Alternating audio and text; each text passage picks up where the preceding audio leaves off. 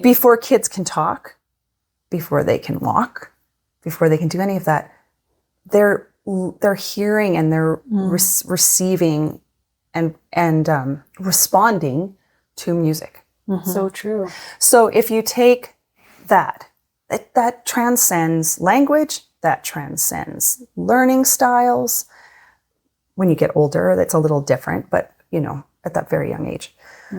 So when you take something like music and you use it in a way to help a child with learning emotions, emotional awareness, emotional empathy, because they're not learning it. They just don't know how to put words to it. Right. Wow.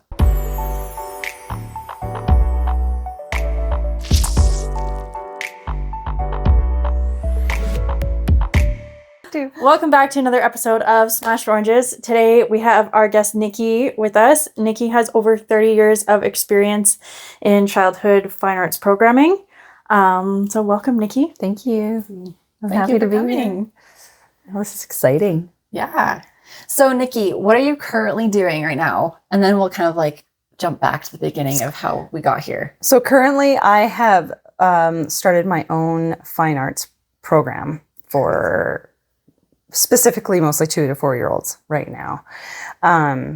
And so it's a program where basically sort of like a mini preschool program, and we explore the world through dance, music, drama, arts, kids yoga, Wow. everything, wherever their little brains and minds take us. But yeah, specifically we use that as the vessels in which they're receiving their information anyway. That's amazing. How unique of a program. That's so cool that you decided to do that. And very fulfilling, I can imagine, working with kids in all those different avenues of creativity. Yeah. How cool. Okay, so I want to learn more, but I would also love to hear about how you came to be here. So Maddie said you've got 30 years of experience. Do a little rewind for us and tell us a little bit about how you arrived at fine arts. Yeah, sure. It's amazing because 30 years sounds like a long time, but it doesn't feel like a long time. And I remember it because it was pivotal. I remember it like it really, truly was like yesterday. I was about 19 or 20. I was in university for fine arts. And I had originally wanted to transfer into performing arts at some point. But I was in the fine arts program there, and I was also still teaching dance. So I'd been teaching dance for a few years already at this point. And this girl that I met in my English class, we started studying together. Started studying together, and she said to me, after we got to know each other a bit, I don't know if you're interested in this, but my preschool is a fine arts preschool, and we're looking right now for a music teacher. And she's like, I just feel like you'd really like it. And she's like, you do music, right? And I was like, yeah. And she said, yeah, the director there is unbelievable. I think you'll love her. And why don't you just come and observe and see what you think? So she had spoken with the director, and she brought me in, and the rest, as they say. It really was. Yeah. And everything she said was true. And this preschool in particular, this fine arts preschool, is called Preschool Fine Arts. And it was, this preschool in particular had a parent-run board, but there was director and 4 staff. And I went in as a music teacher. The director, one of the greatest gifts I've had in my career was being able to spend 2 years with that woman and the time I had with my girlfriend, who ended up being one of my best friends for many years. We did a lot of child work together. In the summers, we would do daycares. And when boyfriends broke up, we were at each other's houses. And, so we were really, really, it was a really huge part. So when that happened, when I ended up at that preschool, I did a year of music. And then the next year, I did 2 years of music. And then the following year, I did the dance and music. And then by the 4th year, I was the director. Wow. And there was something about the way everyone, it was when you say like it's a feeling, you can't really explain it. That's what it was like. So to be immersed in the way that the philosophy that everyone sort of taught with without it being spoken was something that literally changed the course of what I was doing. I didn't end up going into performing arts. It changed everything I thought about fine arts. It changed everything I thought about childhood education. And it changed everything I thought I was doing with my life. Right? Like, so it had a profound effect on me, that school. And when I left because I moved. I was going down to LA at the time, ended up in Vancouver. But it was one of those things that forever and ever, I said, one day I'm going to open my own fine arts preschool. This is going to happen. Because it was to watch, at the end of the day, really, truly, I think at the end of the day, the biggest nugget for all of it was to build their self-esteem and self-confidence at such a young age, because the philosophy was child-led. Now, 30 years later, we have so much more research, and conversations like this are much more common. 30 years ago, this wasn't the same conversation. Early childhood education isn't what it is now, right? So it was kind of like everything was just going like poof, poof, poof in people's minds. And there was really, at that time, these great big sort of divides between, say, a Montessori and a fine arts and a Waldorf and all these kind of things. But in my experience then, which is what I take with me now, is that the fine arts doesn't have to be necessarily this and none of these. Right. It can be very inclusive. It can be very inclusive. But at the core, it's about what they see that they're doing and what they do that they're feeling. Because fine arts, let's use music as an example. Let's just use music as an example. Humans have a very deep-seated, instinctual, primal attachment and response to music. We all do. Right? So even as a grown-up, you hear a song that hits you in a way that you can't explain. It might not this person, but it does you. You might cry. It's very personal. You might feel elated. So as children, you know, in the womb, they hear mom's heartbeat. They're hearing that rhythm. That was probably horrible. They're feeling that. They're hearing that rhythm as soon as they can hear it. Often, as soon as they're coming out, or not all parents, but many parents are playing lullabies for them. They seem to be soothed by repetitive rhythmic patterns, right? And we are as adults too.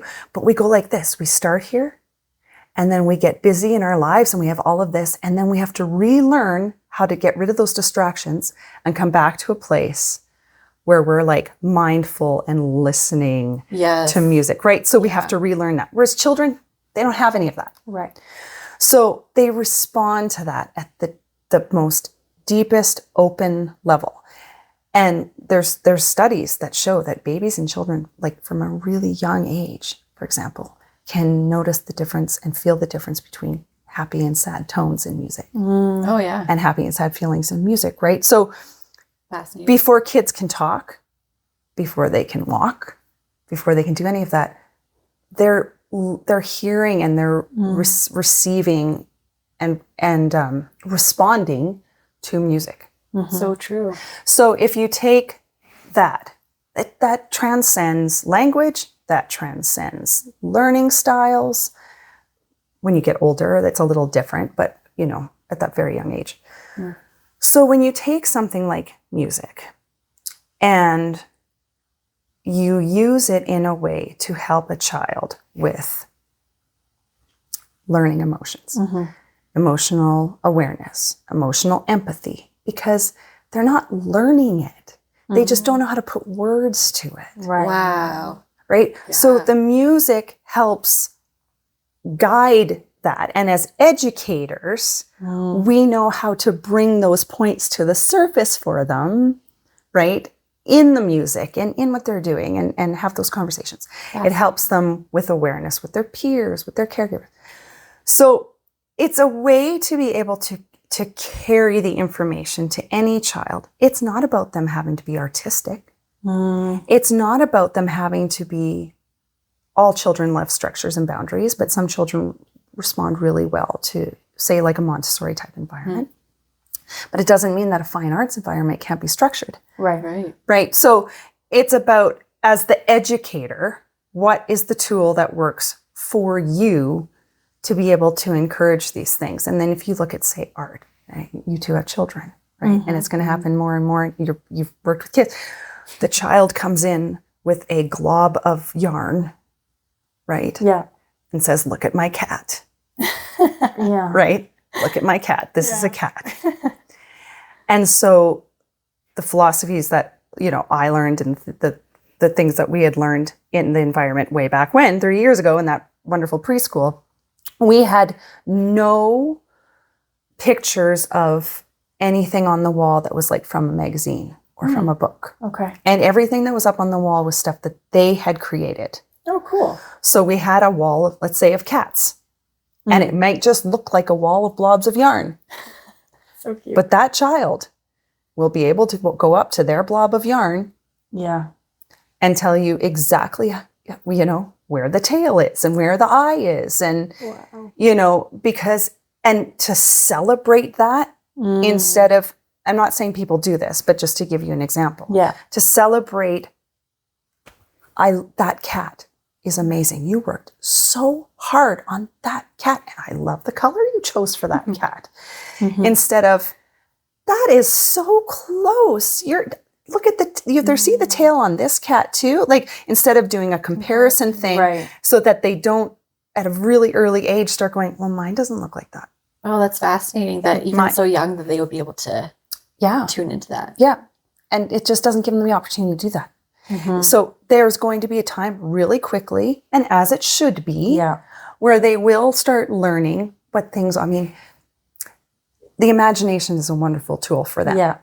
And so it's not to be confused with, if they think that is a blob of, that blob of yarn is a cat, they're always going to think a blob of yarn is a cat. Well, no, they're not. Right. Yeah. Right. They don't watch Paw Patrol and think that dogs really talk. Like it's I'm sorry. Sometimes they do, actually. But they'll grow out of it. But they'll grow out of it. It's not a forever thing. Yeah. It's just where they're at developmentally. Right? Developmentally. I have a really funny story that's so relevant to that point. Please. I love that. So when Franklin, I think the teacher in Franklin was a goose. Yeah, that's right. And so when I found out the name of my kindergarten teacher, her name was Mrs. Geese. And I remember thinking as a 4.5, 5-year-old that my kindergarten teacher was going to be a goose, like in Franklin. That's so cute. And I remember getting to school and being so confused. Like, where's Mrs. Where's my goose? But it's true. That's awesome. That is really cute. You're never going to look at a goose the same way. No, you can. Because, That's so funny. but it didn't take you very long to think, No. oh, yeah, I guess That was it a makes silly sense. thing to think. This human is here. Yeah. It makes sense. Yeah. But it's funny because, again, developmentally, like the Yeah. connections that your brain is making, with Yeah. the context of Yeah. your environment at the Yeah. time, you're like, okay, teacher named Mrs. Geese is going to be. Obviously.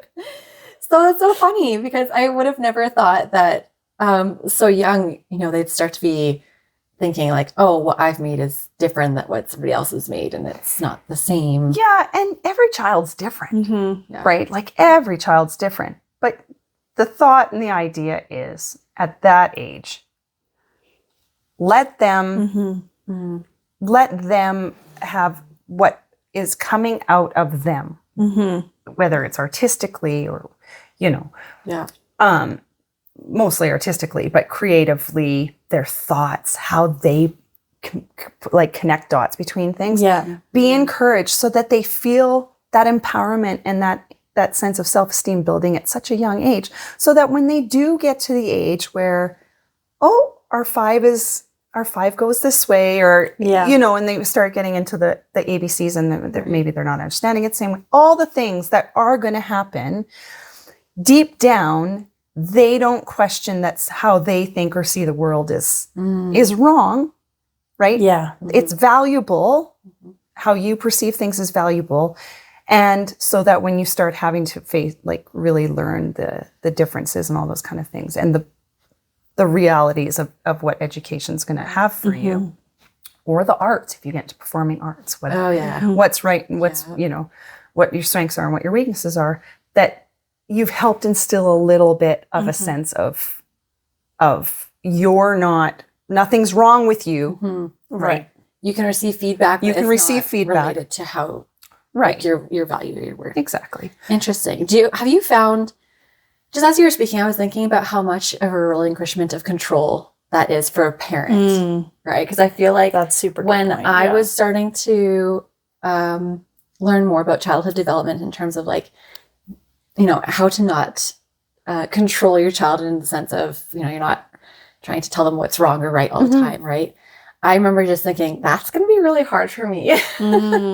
And so have you experienced that with parents in your program where they have their children in your program and they've struggled to kind of like let their child be in doing what they're doing? Yeah.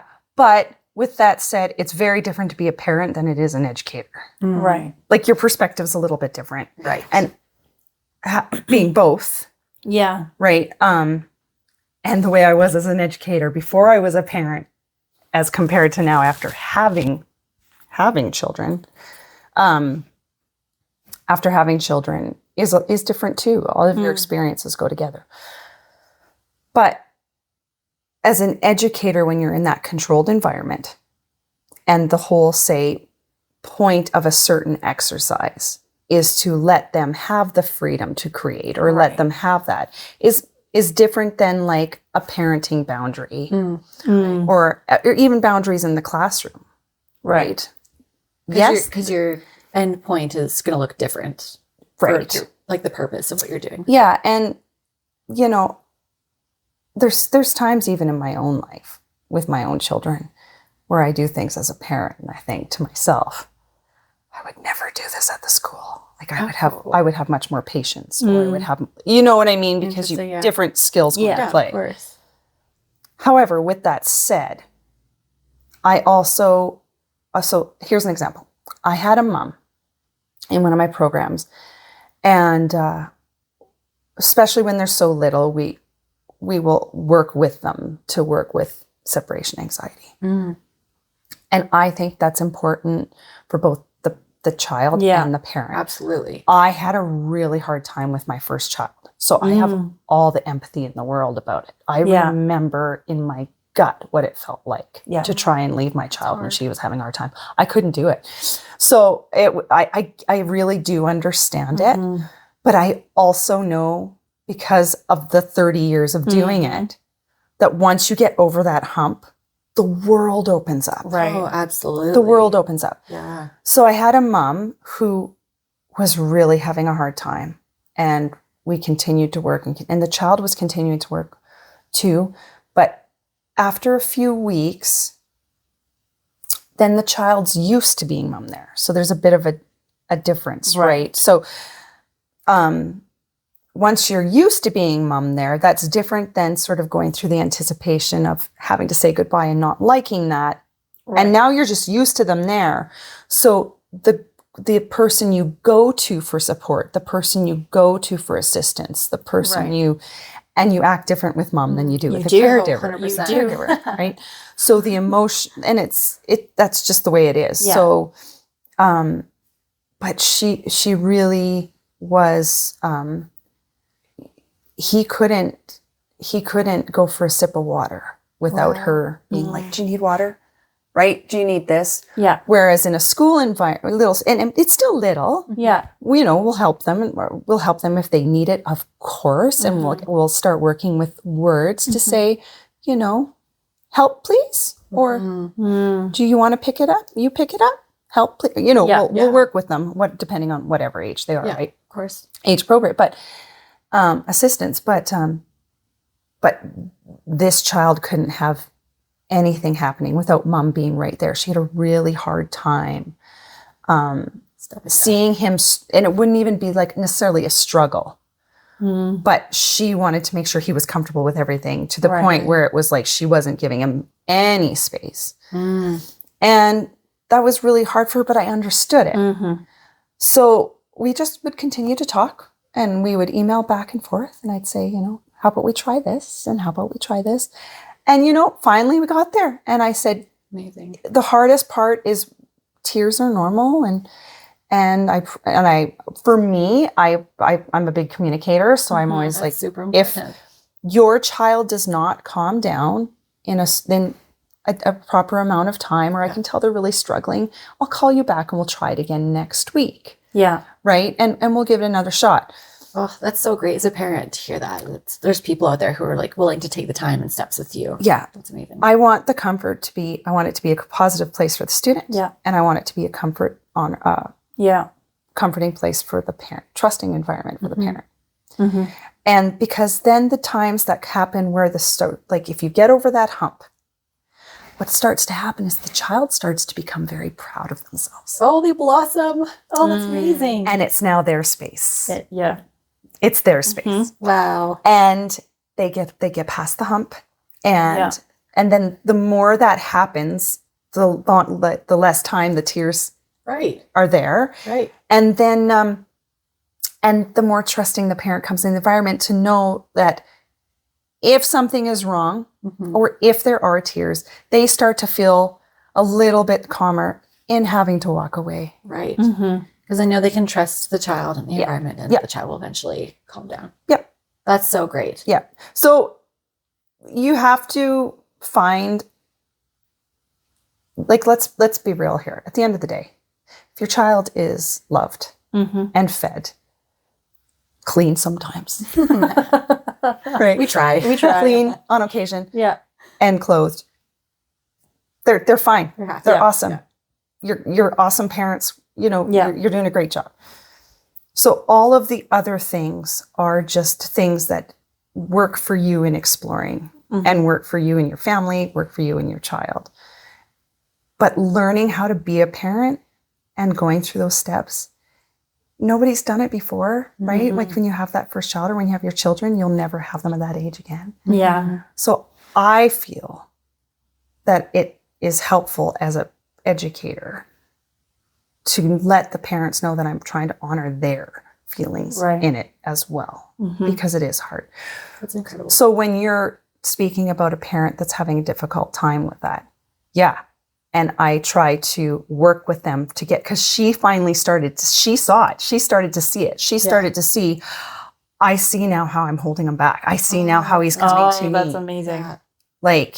I can see how the other kids are doing this on their own now, and he's just coming to me. So she started to see it. Right. And so we worked together to work through that. That's so fascinating. But also what a gift though, that as a parent, you're seeing these things when your kid is 2, 3, 4, as opposed to 16, 17, 18. Yeah. You're changing the trajectory of that relationship. That dynamic has forever changed. That's amazing. That's a really impactful work. It was important to me. Yeah. So, as you go through any career, you put tools in your tool belt and use the ones that make sense to you. And it's helped. It's helped me. It's helped me with my students. It's helped me with the parents.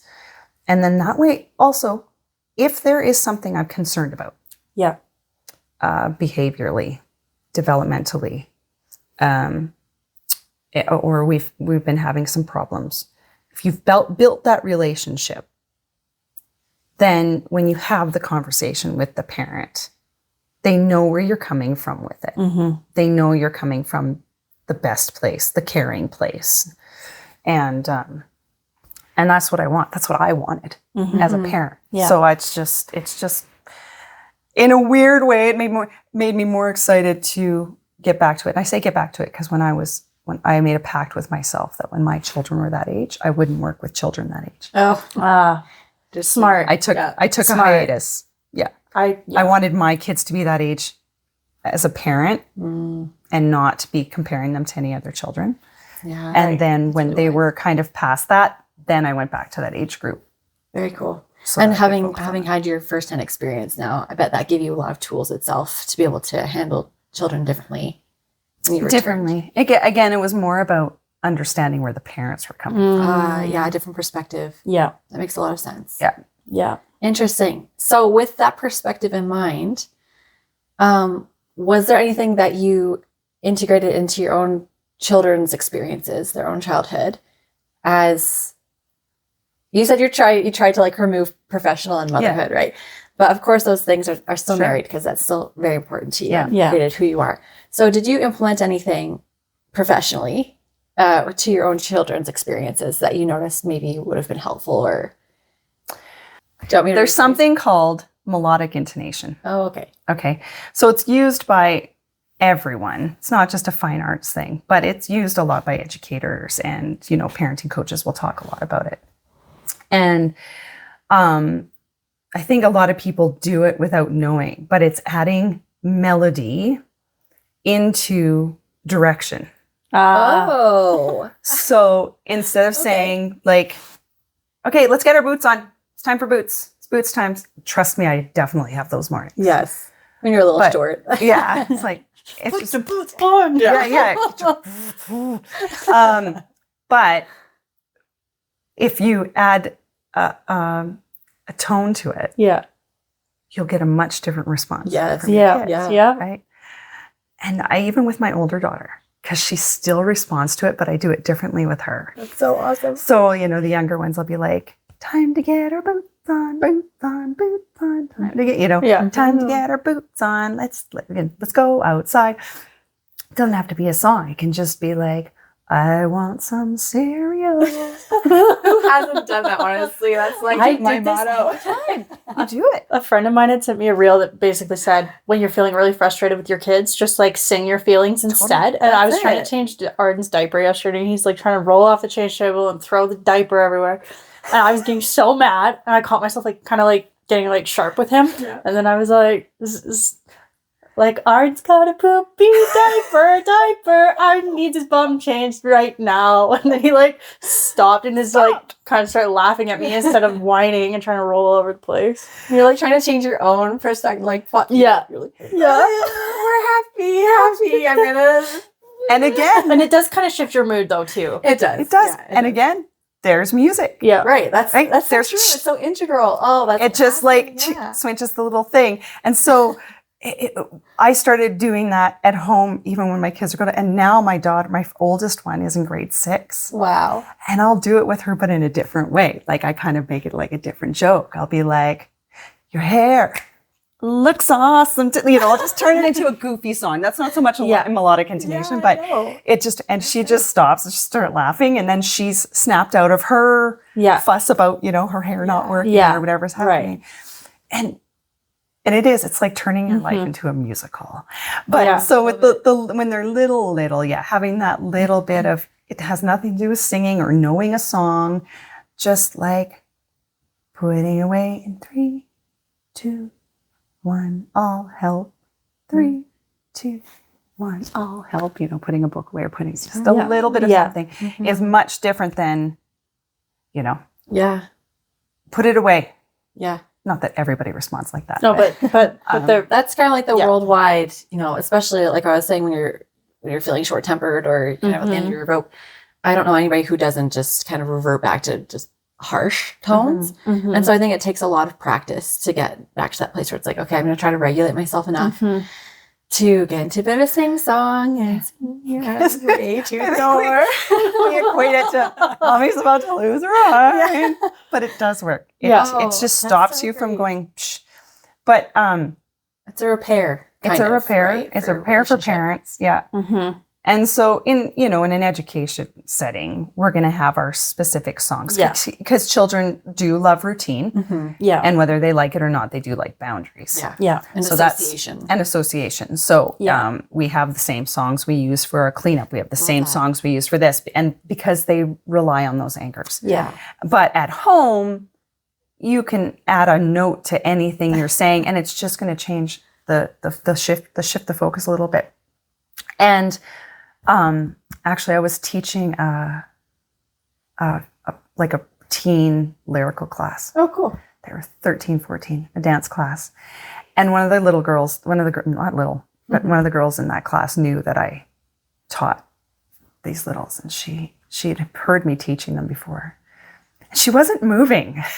It's like, I kind of looked at her and she goes, why don't you sing your instructions to us like you do your other classes? I'm dead. That's hilarious.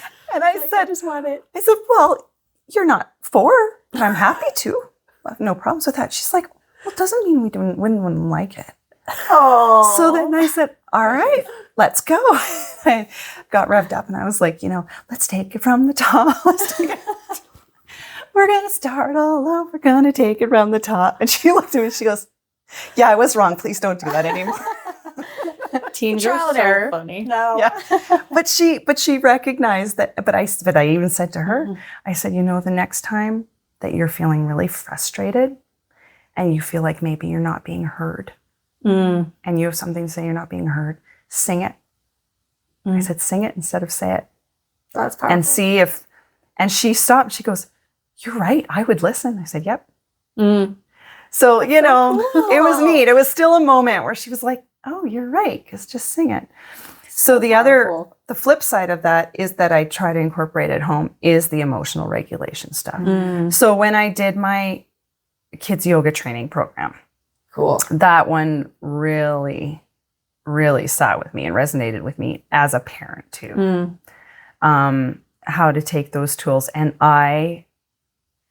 after I did my training, I did like classes with and they loved them. Yeah. But I would be able to pull those out and say, okay, remember, this breathing and how to attach mindfulness into activities you can already do at home.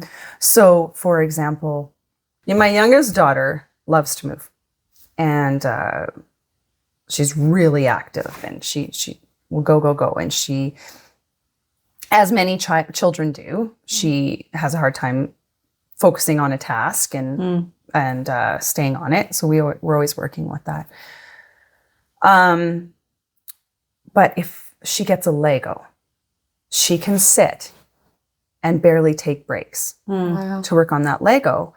And so to find something, and that can be like things like Lego.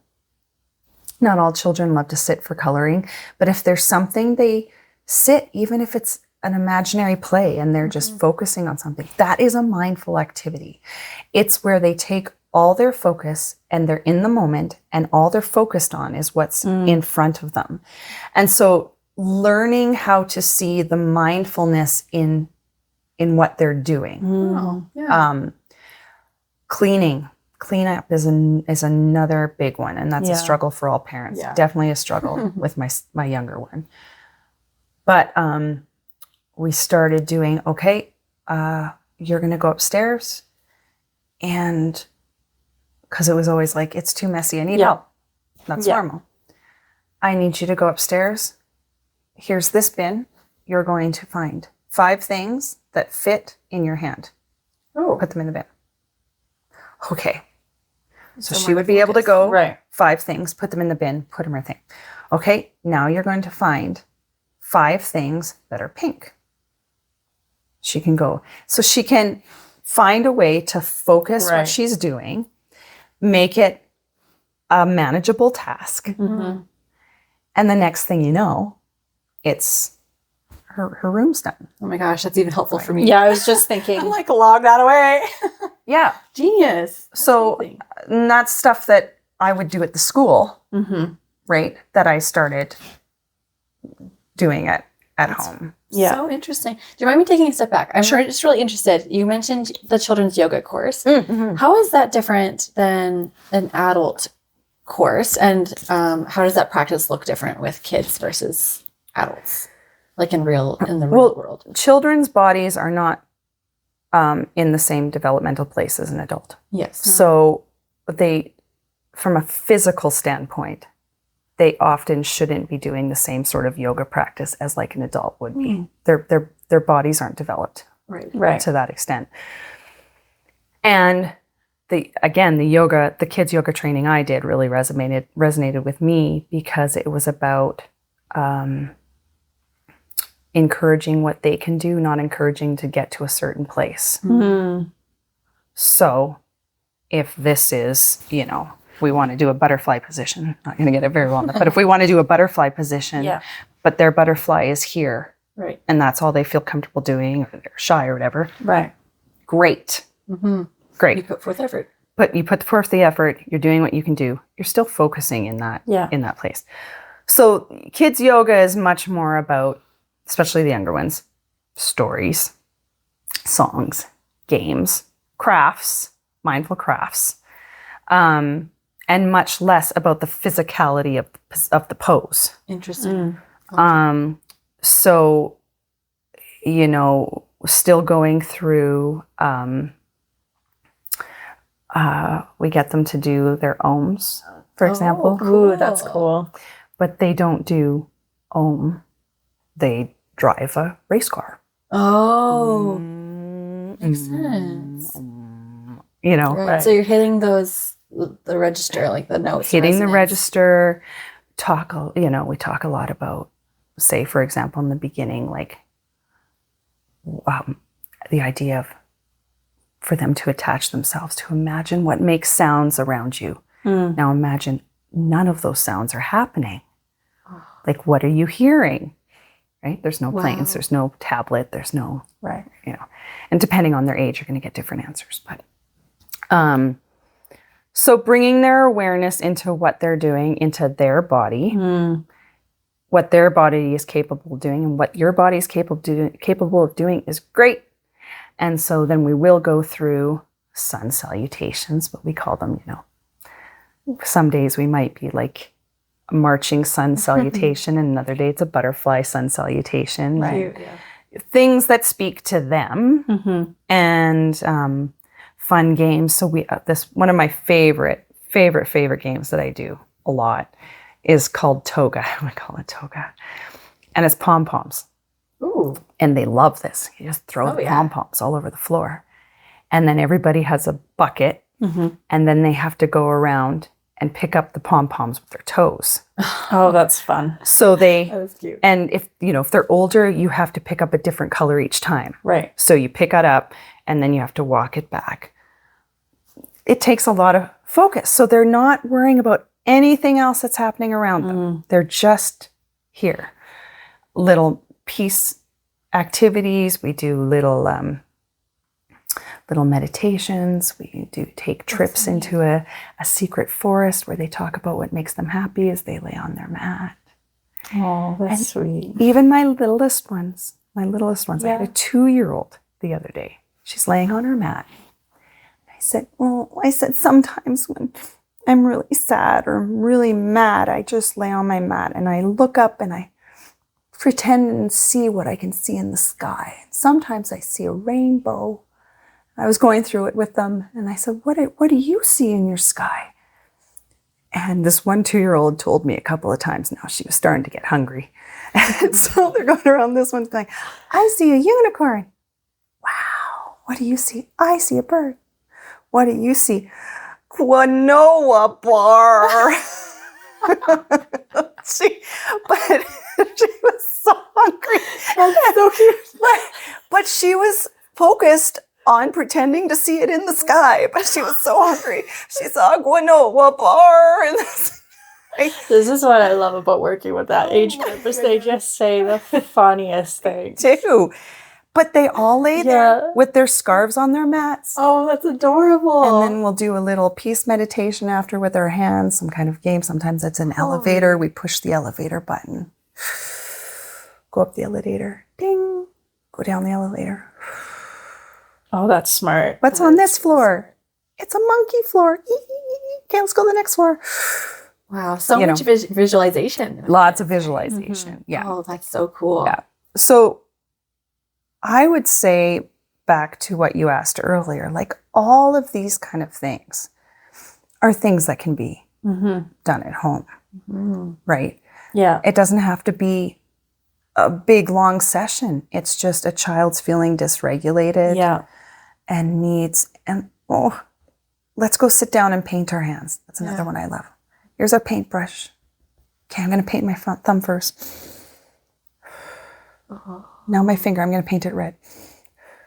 And sometimes they won't respond at first, but if you just keep doing it, even if you're modeling you're modeling the calm, you're modeling the peace, and eventually they start to borrow that energy from you and they'll get there. Oh. And it just can be 5 minutes at home, right? That seems so, it seems very accessible to me because as a new parent myself and as somebody who struggles with self-regulation, I have been trying to navigate how to calm myself and how to model that for my child. And so even those few examples that you've just given us of what that might look like, of some mindfulness, some, return back to your body and breathing and visualization, all that sort of stuff, that seems very, accessible. A very real possibility that I can now start practicing with my child. So that's really cool. Have you had any feedback from parents that this stuff has helped them at home? Have they noticed a difference in their children's behaviors or just like their personalities or development? Yeah, so I had often, I would say overall, the biggest thing I've gotten over the 30 years, I've got specific examples of other ones I'll share, but overall it's confidence. Mm.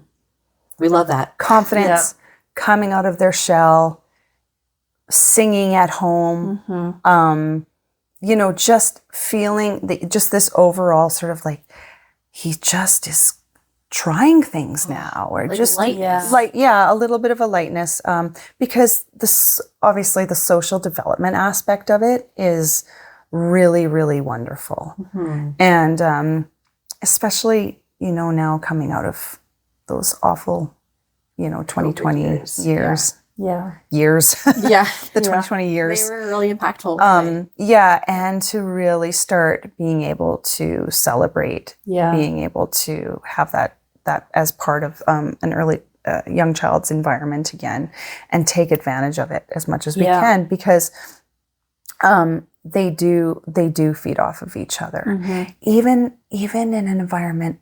I'm getting off the fine arts topic because this is my point though, is fine arts to me is, like I said, just such a vehicle for all these other amazing the byproducts of what come out of it. One of the other things is potty training. Ooh, we were just talking about this. So potty training is usually something that parents often will see a difference in because they come to school and we have friends that are going to the potty. Right. And this is interesting. And this friend keeps going to the potty. And this friend keeps going. And all of a sudden we're a little bit interesting. We're interested. I go potty. They'll have a diaper on or pull up. They don't need to. But let's go. And they start to, not all the time, but often, it changes. They get a little bit more interested. And then at school, it's a big deal, right? I can go by myself. Like confidence. Confidence building. And Wow. So that's a big one. And the other thing that I love overall, this one was really interesting. This was more of a conceptual thing. So I had a dad say to me once, I'll never forget it. This was 30 years ago, when I was teaching music. So as they were in the program, you've got the academic stuff that you are helping encourage with through the arts. But we would get into some specifics. So for example, in music class, we would be learning instruments and wind instruments and string instruments, and they would do their crafts and learn how they work and learn about vibration and different things like that, and terminology. And we were getting to the end of one year, and we had this one girl with us for a couple years who was going to kindergarten. And the dad said, I have to talk to you. And I said, okay. He said, I asked her if she could sum up. And I said, you used the word sum up? And he's like, yep. I said, okay. He goes, I asked her if she could sum up her preschool experience. I was like, what'd she say? And she said, well, Dad, the beginning of my preschool, everything was soft and quiet. But by the end, it had grown into a great crescendo. Oh my God. So she had taken something, right? She had taken something that was learned specifically sort of in this, but understood the broader concept Oh my gosh. of what it meant. And it applied to something completely different. That's beautiful. incredible. In That's our own such terms. a beautiful metaphor. And he was just blown away. He said, I've seen the crafts. I've seen our performances. He's like, she's been always happy to come. He's like, but for her to be able to understand these concepts and apply them in different ways, he's like, I wasn't expecting that. And like the emotional comparison with that too, like how when she started, it was like soft and quiet, and she's like maybe feeling a little bit nervous or maybe reserved, and at the end, it's a big crescendo.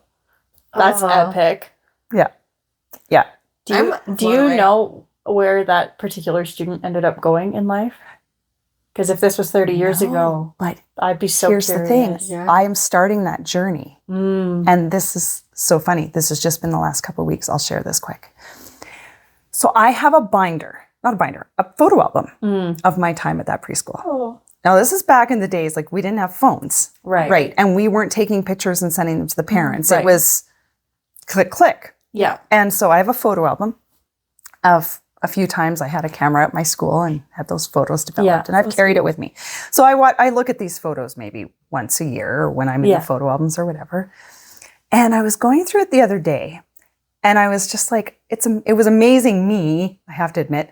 I was like, I still remember 90% of these names. Yeah. Wow. Like I could look at the faces and I was like, I still know names. Yeah. But I don't know last names. And I started thinking that exact question because a lot of those kids are 30 in their early 30s now. Yeah. So I was like, well, and it was the first time it's dawned on me in all these years. It's the first time it dawned on me that there's this thing called social media now.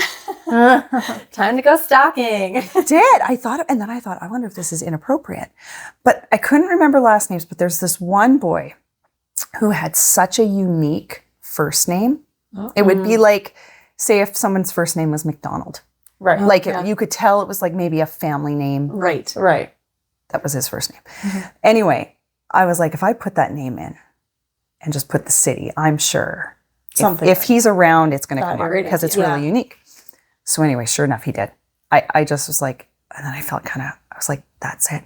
It's his last name. And I looked at his face and I was like, that's that little boy. I could see it. Oh my gosh. So I messaged him and I was like, oh, I don't even know if this is appropriate, but I'm like, no, that's fine. It's like, You're an adult. he's an adult. Yeah. And so I just said, hey, I said, I think you're this student that went to this preschool. I'm positive you are. I have some photos. I was a teacher there. It's Miss Nikkie. I was a teacher and I have these photos of you and I've always remembered him because he was, there's always some, right? Yeah. But and I have some very specific pictures of him because he didn't like to use his hands to paint. Right. Oh. So I would give him Kleenex. So I have like a picture of him with Kleenex. Like, so anyway, I always just wondered what happened to him. Anyway, a few weeks later, he responded and he said, I think that is me. And he's like, but you could tell he was kind of like, trying to be careful too. Anyway, we finally ended up getting into it. And by the end of it, he was so touched. And he was like, my parents, thank you. I can't believe you have these. And I can't believe you would have taken the time. And he's like, I think you should know that I went on to get my fine arts in university. Oh, I'm going to cry. And he was like, the fact that you've kept these and you remembered me. And I was like that. I was like that. And I was just like, oh, and he's like, and this little boy is now a tattoo artist. That's so cool. This little boy that didn't like creativity. His creativity. And I was just like, oh, but he was so touched. He just really opened up and it hit me because he's like, I don't know anybody that would hold on to these pictures and then feel the need to try. And then it started me thinking because I'm like, I want to find these kids, not for myself, but I have these photos. Yeah. And it was a different time. So like I've got photos even of my kids of that time, but I don't know how many they have of them actually in their class when the parents were around. Yeah. And so I want to start That's so cool. seeing if I can find some of them now. That's so cool. But that was the first time I've ever done that. And that just happened in the last couple of weeks. And he's so like, these are so special. That's such a cool reflection that he like, it just goes to show how much of an impact you can make. And that like your work, even though there's so little, makes a lasting impact. Yeah. You know, like circling all the way back to the beginning, what you were saying about like how you like teach kids that their creativity matters and like how to be creative and how to embody that and that does carry forward. Because who knows, like if he hadn't have done that program, maybe he wouldn't have been a tattoo artist and maybe he wouldn't have got a degree in fine arts. Yeah. Well, and at that age, that really little to 4, children learn when they move. They learn through movement. They just do. So they learn through their move. They resonate with music. They can get their brain out with crafts. They can regulate with yoga. They need to get energy out. They need to move. So you can, you've got general movement. And the academia stuff just goes in through all of these things. Yeah. So we're not, from what I'm doing, I'm not sitting there going, here's an A. We're not there yet. Yeah. But they learn it through what they're doing. Right. But on top of that, what they're learning is all the stuff we just talked about. Right. That you can't bottle. Yeah. No. That you can't teach. Yeah. It's just an amazing, and you see it in there. I had a mom, I looked on her, when people register, is there anything I should know, any medical needs? And the mom was just like, she's really shy. And this child now is continuing on her dance and I can barely get her to, she's just, Wow. that kind of stuff. It's just watching them bloom like that is what they're learning. And then they have the confidence, or you hope you've helped with them having some of that confidence and carry that esteem to now be able to continue on learning what they need to learn as they get into their schools and have to reach certain levels. That's so amazing. That's really laying such an important foundation for their lives, and kind of what I was saying earlier about that dynamic of parent-child and watching that relationship change and blossom even as the parent can witness those changes in their child. That's really incredible. And I'm honestly very inspired, Nikki. I think this is like such a gift, and I thank you for spending the time. Well, thank you. Sharing this has been a gift to talk about. I could talk about it all day. So this is a gift for me. Honestly, maybe we do a part 2 sometime. I would love to learn a little bit more and delve into some deeper topics. But I just want to thank you for your time, because this has been an absolute gift and absolute pleasure to get to know you. And so on that note, where can people find you if they want to register for Fine Arts Express? Fine Arts Express is on Facebook. It's on Instagram. You can email me at info@fineartsexpress. How about I try that one again? info@fineartsexpress.com. Right now, we are in the south, in the Evergreen Bridalwood area. Of Calgary. Of Calgary, sorry. Yeah, I should say that. Of Calgary. And working on getting open up in the north. That'd be awesome. Soon. So we're working on that. And we're just going to keep exploring and growing. Amazing. Excellent. Well, I can't wait to explore a little bit more with you, maybe. Maybe send Poppy to class. Yes, I feel very inspired. I come from a music background myself. So I'm like, I can only imagine. Just amazing. So, and with that said, one added note, a lot of parents I've heard in the past say, I didn't know this, I'm not artistic. Right. I didn't think, like, I'm not an artistic person. Yeah. It has nothing to do with being artistic or expecting a product. Yes. Right. It's not a product-based art. It's not about seeing that. It's about, like I said, using the arts as a vessel for the information, using something that children already naturally respond to. So it's easy for them to take it in. And easy for them to feel good about what comes out. Yeah, absolutely. I love that. Thank you again so much. And thank you for our listeners. Hopefully you enjoyed this episode. Feel free to check out Nikki and the Fine Arts Express. And if you haven't already, subscribe, and follow us at Smashed Oranges. Yes. Absolutely. Take care, guys. Thank you. Much love. Thank you. Bye.